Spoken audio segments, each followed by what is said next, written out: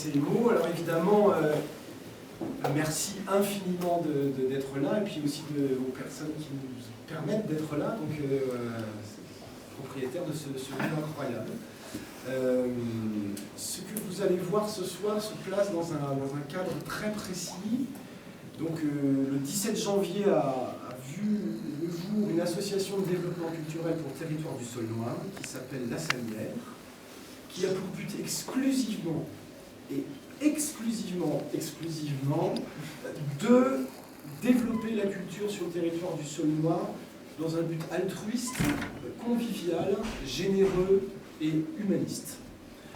Faire d'un territoire rural un lieu où on vit mieux grâce à la culture est certainement un pari utopiste, mais voilà, une citation dit « Ils ont échoué parce qu'ils n'ont pas commencé par leurs rêves ».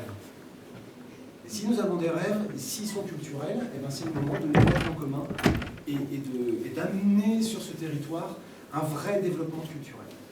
Le projet que vous allez voir ici, il se situe dans un cadre d'action de préfiguration suite à l'impulsion d'une demande du ministère de la Culture, ayant repéré ce projet de développement culturel, de passer par une phase de test, de préfiguration pour un prochain contrat, un prochain dispositif territorial pour le printemps, si tout va bien. Et il a plusieurs vocations, ce projet. C'est un petit peu technique. Le projet de développement culturel souhaite s'appuyer en partie sur les forces existantes et présentes. Donc ce projet, il s'appuie sur l'association Moi Je Tout Seul, qui a été clairement repérée comme une des forces vives du territoire artistique, qui avait besoin d'un soutien, qui avait besoin de monter en compétences, qui avait besoin d'un apport d'expertise. Et donc j'ai proposé d'intervenir, et donc Thomas et puis toute sa joyeuse bande ont tout de suite dit oui. Et je les remercie parce qu'ils ont bien compris que la culture était quelque chose en dehors de tout et qu'on devait la défendre ensemble. Donc merci à Moi Je Tout Seul, évidemment, d'avoir accepté d'être les premiers cobayes de cette agence de développement. Avec leur équipe artistique, ils ont mis à disposition sur ce projet de Roméo et Juliette, qui va donc partir, et c'est le deuxième point, un des deuxièmes points de ce projet de développement, c'est de s'adresser à l'éducation artistique et culturelle, donc au jeune public.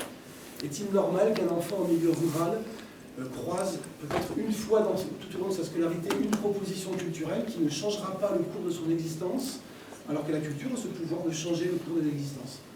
Se doter de culture, c'est avoir la même chance que quelqu'un qui va vivre en ville et qui a un accès à la culture de façon immédiate, facile. Il n'est pas normal qu'un enfant n'ait pas cet accès-là, parce qu'il vit simplement à la campagne. Donc le projet souhaite développer la culture pour le scolaire. Donc ce projet va partir en tournée dans les 4 collèges du territoire. Albestrov, Dieuze, Delme et Château-Salins. Les 4 chefs d'établissement ont joué le jeu, ont souhaité voir ce qu'il était possible de faire pour amener de la culture directement chez eux. Donc c'est un projet qui est un test. On va tester un certain nombre de choses, puis on verra ce que ça donne, on va l'évaluer, et puis après on rebondira, et puis on mettra en route d'autres actions, et puis petit à petit cette association va se doter de moyens humains, financiers, qui nous permettra d'agir. Qu'est-ce que je peux vous dire de plus? Rien. Si ce n'est Fabien, tais-toi. Et ferme la porte. Je ferme la porte. Je tiens aussi à remercier chaleureusement l'association Arsenic, qui, au départ, avait contribué au montage de Roméo et Juliette, notamment Didier Ferry, qui a fait tout l'apport graphique, et qui, de façon très gentille, a prêté son matériel, a donné un certain nombre d'œuvres que Didier a pu faire, ce qui montre bien que voilà, la culture a ce pouvoir de fédérer au-delà de tout. Et c'est la seule chose qui nous intéresse.